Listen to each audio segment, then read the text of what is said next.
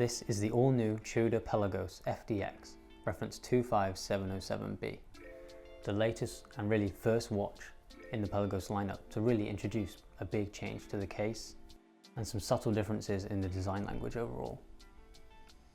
This watch, at first glance, may look like a normal blue Pelagos, just with a Nato strap on it, but really it's much more than that.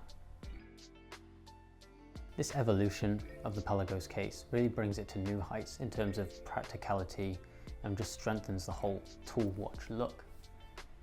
The new design language comes from the collaboration with the Marine Nationale, and so really it was developed to be a tool watch, to be used by the French Navy. The biggest changes really are ones that you can't necessarily see from the top down. Turning the watch over, you can see the new introduction of fixed spring bars, which is essentially a very secure way of having the spring bars integrated into the case. It does mean that this case can only be used with NATO style straps. Essentially the fixed spring bars mean that there's no area of weakness, whereas in normal traditional spring bars, even though they are pretty strong, they're just small pieces of metal at the end of the day that aren't fixed to the case and so could break, and so then the watch could come off in use. So why not have fixed spring bars to eliminate any risk? The next big change is the thickness of the watch. Tudor have realised that this watch only really needed to be 200 meters water resistant.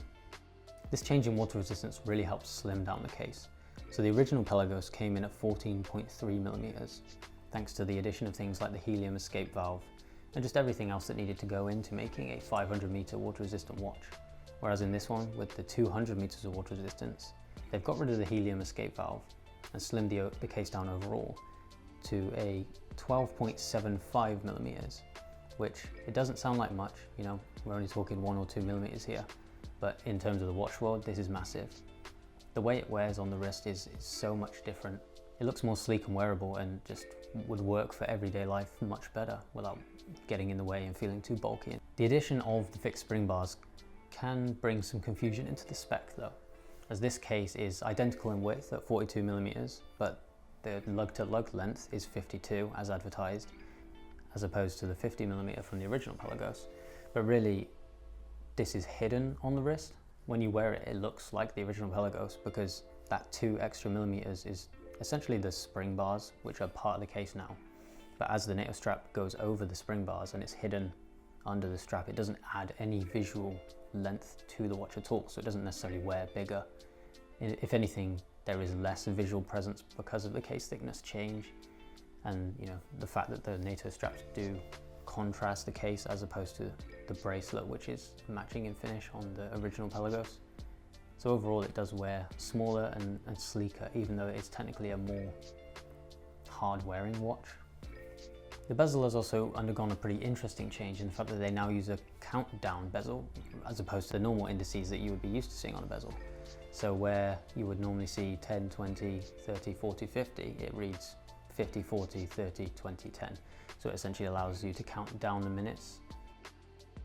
And I've heard that the countdown timer is actually used by the divers in the Marine Nationale to mark when to change course underwater. So really it's a tool for underwater navigation, developed with the people that use it, which I think really adds an interesting layer of character and story to the watch that you're wearing.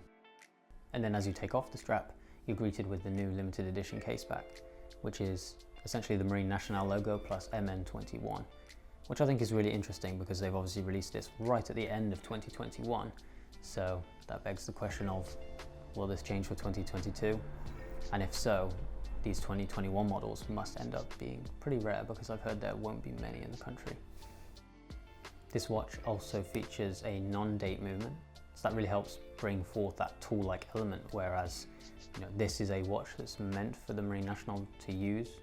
They don't need to know the date while they're using the watch operationally, and so it wasn't kept on there. They've slimmed it down and reduced it to all the core elements that they would need, which I think makes it so much more special or interesting. It really adds to the character of the watch, and when you're wearing it, it does look more of a tool watch, especially because of the next point. Looking at the images of the new Pelagos online, especially on Tudor's website, Their renderings do make it look like it is just another version of the original blue Pelagos. But in fact, the color, even though it might be the same hue, they've really dialed down the saturation and potentially made it a bit darker. So it's more of a subtle blue when you wear it, which I think really helps bring it into more of a current watch. You know, the original Pelagos was released quite a few years ago now, and since has been kind of overshadowed by the Black Bay line.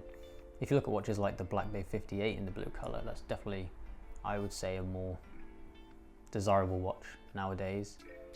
A bit more on trend, especially in the shade of blue, whereas the older Pelagos is looking a bit too bright, especially for my taste. So moving this away to the darker shade, it makes the watch less about the color, and it makes the blue more about respecting the history of the Snowflake range and still keeping it as like a purposeful tool watch that just has this nice blue color, as opposed to something that's really bright and obvious. For many people, they won't have ever owned a watch that has fixed spring bars, or maybe won't have even ever thought about buying one until now. Some people will be wondering how it wears. Honestly, on the Nato, which is the only thing it can be worn on, you can't really tell a difference. It's just, it feels secure and good. Like there's obviously no give because the spring bars are attached to the case, but it doesn't wear any differently because of how the fixed bars have curved down. You know, while you're wearing it, you wouldn't even be aware that it has fixed spring bars. It's just, if you ever want to change the strap, you can only really choose a Nato. But it does really suit the Nato style anyway. I mean, personally, I would put it on a grey or potentially like an olive green Nato. I find grey always really complements blue colored watches, and the green would really just accentuate that vintage military look and look a bit more like the elastic straps of old that the original Tudor Snowflakes have been seen on. Overall, I think this watch was a great release for Tudor and a great indication of potentially where they could bring the Pelagos line if they wanted to make it more of the do-it-all hardcore diver tool watch. I hope you enjoyed this quick look into the new Pelagos. It'd be great to hear what you think of this watch in the comments below and where you hope that Tudor take the Pelagos line. Thank you for watching. Cheers.